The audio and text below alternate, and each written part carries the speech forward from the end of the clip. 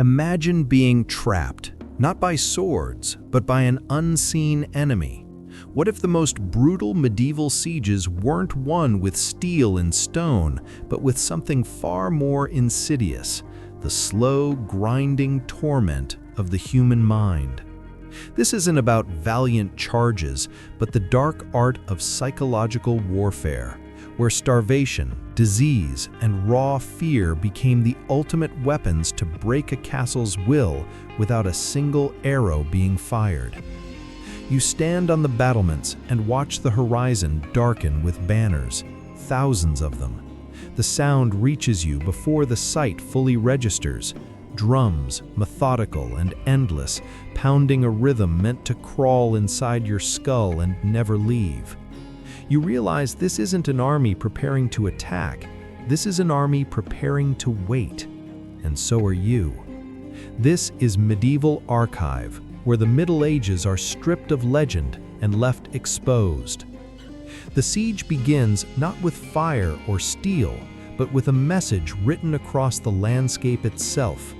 You watch as the enemy burns the nearby village, not because they need to, because you need to see it. The smoke rises, deliberate and theatrical, a signal that everything beyond these walls now belongs to them.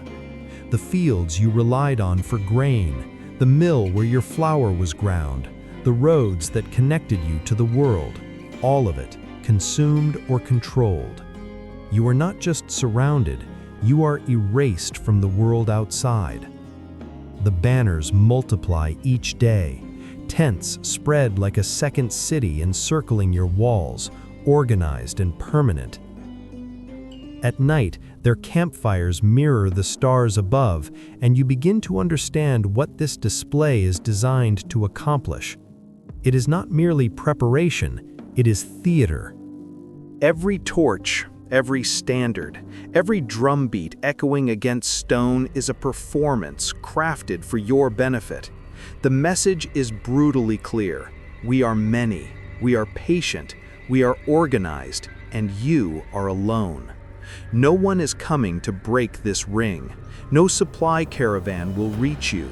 No messenger you send will return. The siege is not just a physical encirclement. It is designed to sever every thread of hope that connects you to the outside world, to make you feel abandoned by allies, by your lord, by God himself. You check the supplies with the quartermaster. You try to calculate rationally, how long can the stores last? Weeks? Months?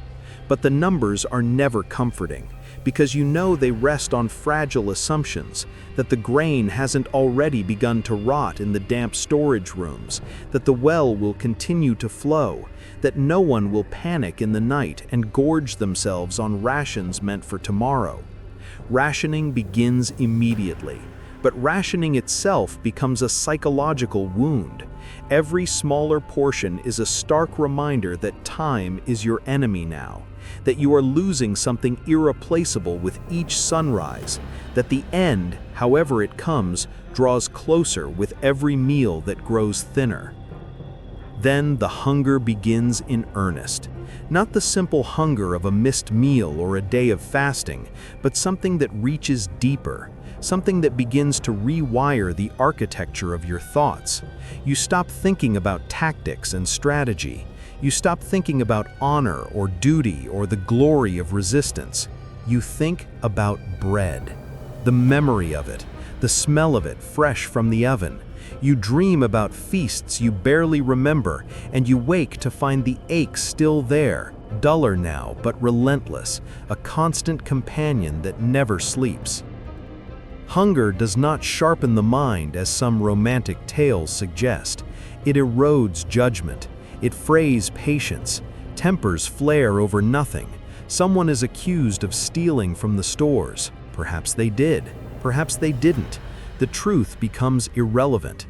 The accusation alone fractures trust, and trust is the mortar that holds a besieged garrison together. And then the smell arrives, creeping through the corridors and courtyards. You recognize it before you see its source, a recognition that turns your stomach cold. Disease. It begins with one man sweating through the night, muttering incoherently, his body burning with fever. Then another falls ill, then two more. The castle, your fortress and protection, transforms into a trap. The walls that were meant to keep the enemy out now keep the sickness in, concentrating it, allowing it to spread through the confined population like fire through dry timber. There is no space to properly isolate the afflicted, no clean water to wash them or their fouled bedding. The healthy begin to avoid the dying, but there is nowhere to go that feels safe. You all breathe the same stale air. You all draw water from the same dwindling sources. You all touch the same door handles, the same walls, the same weapons.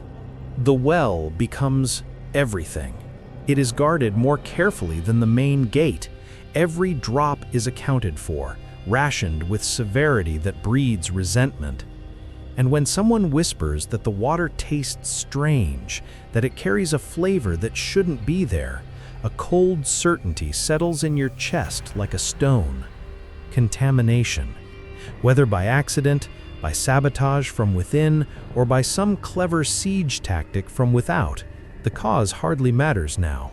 Thirst is worse than hunger. Thirst strips away reason faster.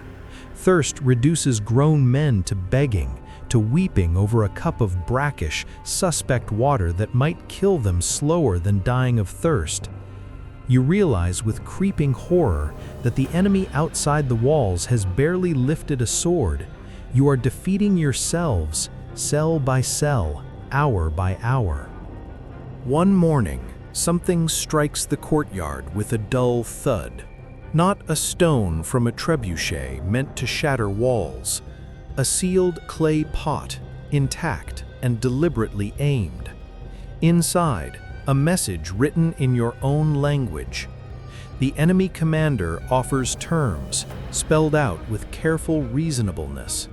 Surrender now, and lives will be spared. The garrison will be allowed to march out with honor. Resist further, and when the walls inevitably fall, and they will fall, no mercy will be extended to anyone, not to soldiers, not to servants, not to clergy. The message is read aloud in the courtyard. You watch the faces around you as the words sink in. Some harden with renewed defiance, jaw muscles clenching. Others flicker with something else, something more dangerous: doubt. More messages follow in the days ahead. Some are tied to arrows and shot over the battlements. Others are delivered by men who claim they deserted from your own ranks and were permitted to return with this information.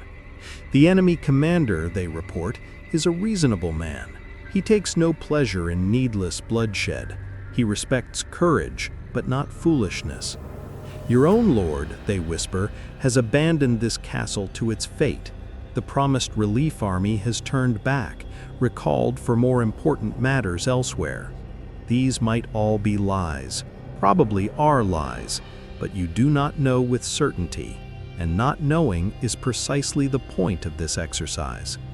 Doubt is a contagion more virulent than any plague. Rumors spread through the garrison faster than disease through crowded quarters. Someone claims they heard that the Castellan is secretly negotiating surrender behind closed doors. Someone else insists they saw a trusted guard pocketing more than his share of rations. A priest suggests in a sermon that God has withdrawn his protection from this place due to unconfessed sins festering within the walls. The enemy does not need to breach the gates with rams and towers. They are breeding suspicion, cultivating paranoia, and suspicion is a siege engine aimed inward. You begin watching your comrades as carefully as you watch the enemy camp. Every conversation feels coded, every absence suspicious. Class divisions, always present in feudal society, now become fractures that threaten to split the defense entirely. The knights and nobles eat better than the common soldiers, their portions larger and their wine less watered. The soldiers eat better than the servants and laborers who make up much of the castle's population. When a servant is caught stealing a crust of moldy bread, he is hanged in the courtyard as an example, his body left to twist in the wind. But the execution does not restore order or unity. It breeds resentment, a bitter anger that festers in whispered conversations. The defenders are no longer united by the simple need to survive. They are divided by how that survival is distributed. Yet somehow, something holds the garrison together, at least for now. Leadership, strained and tested, works to pull the fragments into coherence. The commander walks the walls every morning at dawn, visible and deliberate, his presence a reminder that structure and authority still function. Rituals are maintained with almost religious fervor. Prayers are spoken at appointed hours. Rations are distributed with ceremony, as if the formality itself can impose meaning and dignity on the suffering. These are not grand strategies that will win the siege. They are the small scaffolding that keeps total collapse at bay just a little longer. Faith becomes both comfort and weapon, wielded by priests and commanders alike. They speak of endurance, of martyrdom, of divine justice that awaits the enemy. Some believe these words deeply. Others pretend to believe because pretending is easier than confronting despair directly. You attend the services not because your faith is strong, but because the sight of others gathered together is a reminder that you are not yet alone, not completely, not yet. Survival forces innovation born of desperation. Leather from old boots and belts is boiled into a thin, nauseating broth. Rats are trapped, cooked, and eaten without shame or hesitation. Grass from the courtyard is chewed for the illusion of substance, for the act of putting something, anything, into an empty stomach. You learn to ignore taste entirely, to focus only on the mechanical act of chewing and swallowing, of continuing to exist one more day. Denial becomes a practiced skill.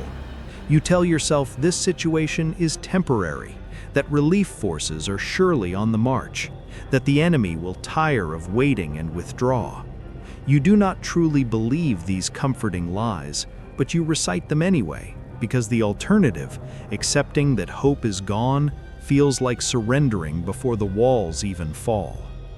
Small acts of defiance surface, irrational but necessary. A sortie at dawn, reckless and poorly planned, manages to kill 3 of the enemy before retreating at the cost of 2 defenders. By any tactical measure, it accomplishes nothing, but somehow it feels like victory. A reminder that you can still strike back, that you are not merely passive victims. At night, crude insults are shouted from the walls toward the enemy camp, obscene gestures, harsh laughter, bitter and hollow but defiant. These acts do not alter the fundamental reality of the siege. They do not fill stomachs or cure disease, but they reclaim, for brief moments, a sense of agency and control. The enemy has made you into a spectacle of suffering. These gestures assert that you are still human, still capable of contempt, still here. But time remains the enemy that cannot be fought with swords or cunning. Days blur into weeks, weeks blur into months. The waiting becomes worse than any imaginable assault. You catch yourself almost wishing for violence, for the clarity of combat, for anything that would break this endless, grinding uncertainty. You stare at the enemy camp for hours, searching for movement, for any sign that something is about to change. Anything would be better than this suspended agony. Then the whispers begin circulating more openly. Negotiation, surrender, terms of capitulation. The words are spoken quietly at first, testing their weight, gauging reactions. The commander listens, and you see the exhaustion carved into his face. He is not a coward, he is not weak, he is simply human, and humans break when pressed long enough, hard enough. Terms are discussed in tense councils. Conditions are debated with the last reserves of rational thought. Some demand defiance to the final man, death before dishonor. Others beg for mercy, for pragmatism, for the lives of non-combatants who never chose this fight. The unity that ritual and shared suffering held together begins to unravel beyond any hope of repair. Or perhaps the walls are breached instead. You hear the crack of stone, the roar of triumph from thousands of throats, the thunder of armed men pouring through the gap like a flood. Panic is immediate and absolute. There is no strategy now, no formations, no coordinated defense, only the animal instinct to flee, to hide, to survive the next 30 seconds. Defenders scatter in every direction. Some fight because there is nowhere left to run. Most do not fight at all. The collapse is not truly physical. The stones falling merely confirm what was already true. The siege broke you weeks ago. The breach is simply the visible manifestation of an internal defeat. Or perhaps you wait for relief, clinging to hope like a drowning man to driftwood. A distant rumor becomes a desperate conviction. An army is coming. Your Lord has not forgotten his oath. Salvation marches toward you 3 days away, then 2 days, then tomorrow. You scan the horizon with an intensity that makes your eyes burn, examining every dust cloud, questioning every shadow on the distant hills. And when nothing appears, when the sun sets once more on an empty road, the despair cuts deeper than any hunger ever did.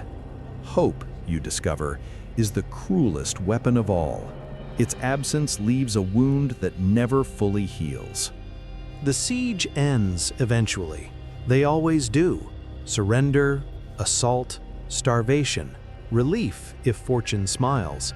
But the ending is not resolution. It is simply the cessation of waiting. Those who survive carry something with them afterward, a hollowness that no feast or victory parade can fill. The siege was not fought with swords and fire. It was fought with time. And time does not leave wounds that close cleanly. Sieges are recorded in chronicles as tactical achievements. Walls breached, cities taken, castles reduced. But the truth exists in a quieter, crueler register. The truth is men broken not by violence, but by the slow erosion of hope, by hunger that gnaws at reason and judgment, by disease that transforms your sanctuary into your tomb, by the understanding, gradual and inescapable, that you are alone, that the world outside has continued without you, that no one is coming, that time itself has become your executioner. If you want to keep exploring the real Middle Ages, not the legends, but the truth left behind, subscribe to Medieval Archive.